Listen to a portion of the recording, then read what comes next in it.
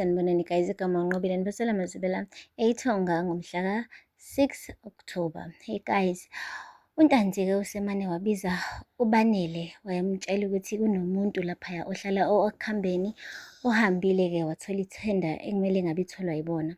Ushilo ukuthi akahambe umfuna lowo muntu azamthole ebese emvalela laphaya esayithini yaseMagwaza.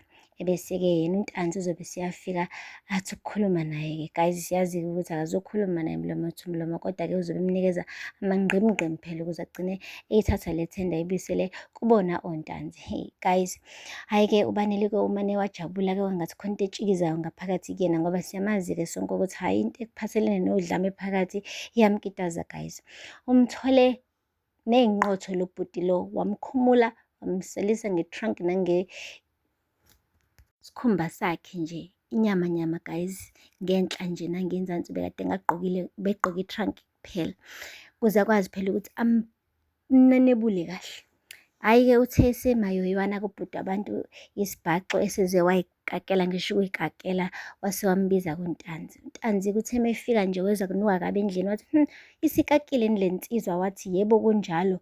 Wase-ke wamtshela ukuthi lalela bhuti, kunento oyethu oyithathile engamelanga ngabe uyayithatha.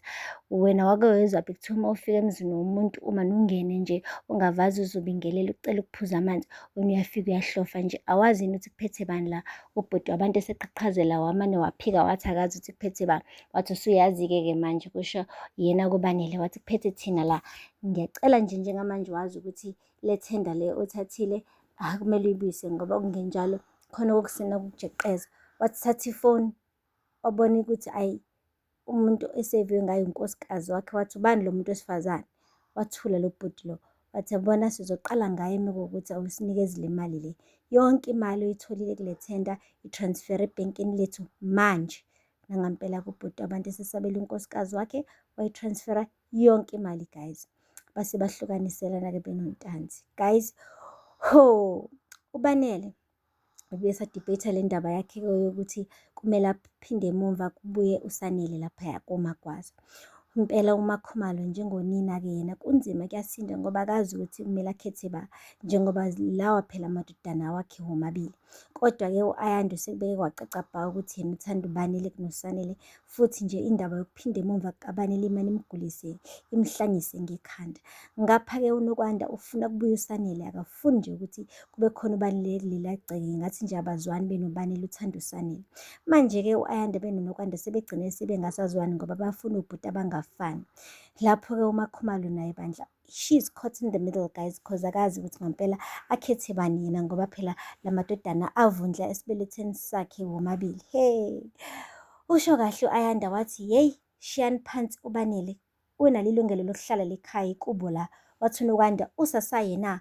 Wazi ngani ukuthi akalimele la ekhona? Wamane athi u-Ayanda ngeke nje azamlimaza nje umfowabo uBanele. Wathi awukwazi lokho, awunaso isiqiniseko salokho, akahambe lo muntu, ngeke size sikwazi ukukhuleka lekhaya silokho sibona isipoki sehla senyuka isipoki lekhaya. Wathi ungabiza ubhuti wami kanjalo, kusho u-Ayanda. Yeyi guys, kwasho unquthuli nje impela abantu bebanga uBanele noSanele.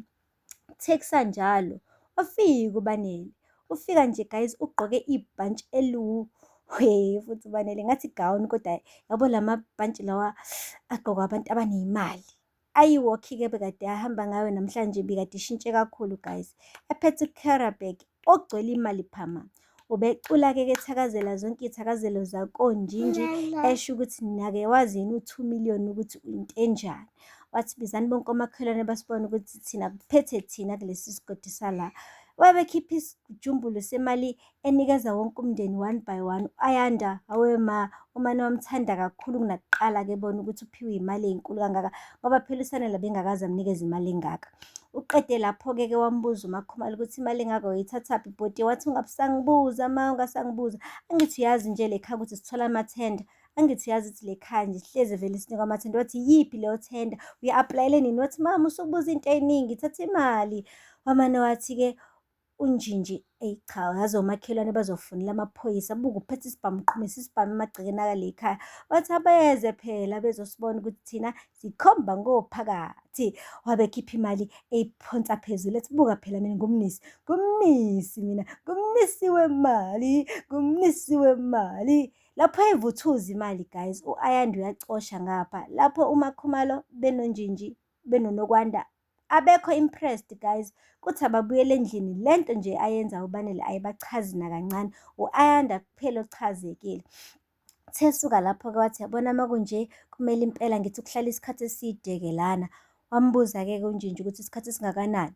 Wathi othi ngibo, uthi ngifone, wathatha imali. Wenze ngathi imali ifoni guys. Wathi hello, kumele ngihlale isikhathi esingakanani futhi? Wathi oh okay, hhayi khululeka sizonazisa maduzane ukuthi kumele sihlale isikhathi esingakanani. Okay, Banjinji, Makoza. Wabe ngena ngaphakathi endlini. Qhubeka u-Ayanda wacisha imali esalile phansi lapho uqangqalazini njengoba kade evuthuza phansi. Hhayi uMakhumalo wamane wabamba ongenzansi ebona ukuthi yabona la lo mfana ngampela akasafuni ukuphindela emumva. USanele nje usezohlala laphaya esitakhe laphaya ngenxa yokuthi ubhuti wakhe Banele nenkani akasafuni manje ukuthi athathe indawo yakhe abuyelele kwelamathonga, ebese-ke uSanele abuyele endaweni yakhe la esigodini phela sase-Ezulwini la bhilonga khona. Guys, kumapeketwana. Akupheli-ke lapho guys, siyakhumbula ukuthi kuleli viki leli lidlule, hey, umfana omncane-ke wamane wakhetha ukuthi ashade le ntombazane le kuthiwa iMinathi. Hey, impela-ke sengathi-ke kushubile kodladla ngoba uma wakhe uthukuthela uganunu wabo ucishe washisa ngisho ipharishi ethi upheka ipharishi ekuseni, esho ukuthi nasi isilingo sentombazane esiwu-Jezebel sibhizi namadodana akhe, sisuka kulo siya kulo, sisuka kulo siya kulo, asikhathali. Hayi, ubaba wekhaya-ke yena naye bandla yasho ukuthi phela uyindoda ngoba akayiboni into erongi kuyona yonke lento le, kodwa umama-ke ohlezi azima ukuthi khona umuntu ongahambi kahle kulela gceke. Hhayi, naye-ke umfana sengathi guys usengenwa amanzi emadolweni ngoba uke wamtshela iMinathi namhlanje ukuthi sengathi benze iphutha ngokuthi bashade, kodwa iMinathi wamane wamngena emlonyeni wathi ungakhathazeki wena, thunywa ubhuti wakho ukuthi ungene la kumina ube umyeni wami. Uyena nje impela uNkosinathi lo okwenza ukuthi kugcine kube nje namhlanje. Yabona futhi mina ngizokuphekela wena, ngizokuphakela, ngizokufida ngikufide ngeke uze ulambe. Hehe, mina ngizoba unkosikazi oqotho la kuwena ngikuthembisa.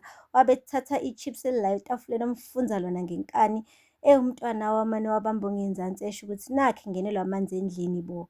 Hey bo, emini kababa umdziso omdala kade ayibona usethi manje usefuna ukuba unkosikazi wakhe. But guys-ke uze washo iMinathi ukuthi bekumele vele wena ungishade, ngeke nina nonke nenze iphutha elilodwa lakimi, nidlale ngami ningigende njengebhola bese ekugcineni ningasangishadi. Wena-ke uzokwenza ubulungiswa for obhuti bakho bonke ungishade ube umyeni wami. Guys, asazi-ke yodlala nkomoni makunje. Phela lapho-ke amazwibela namhlanje, ningakhohlwa ukusubscribe and like and comment. Until next time, bye.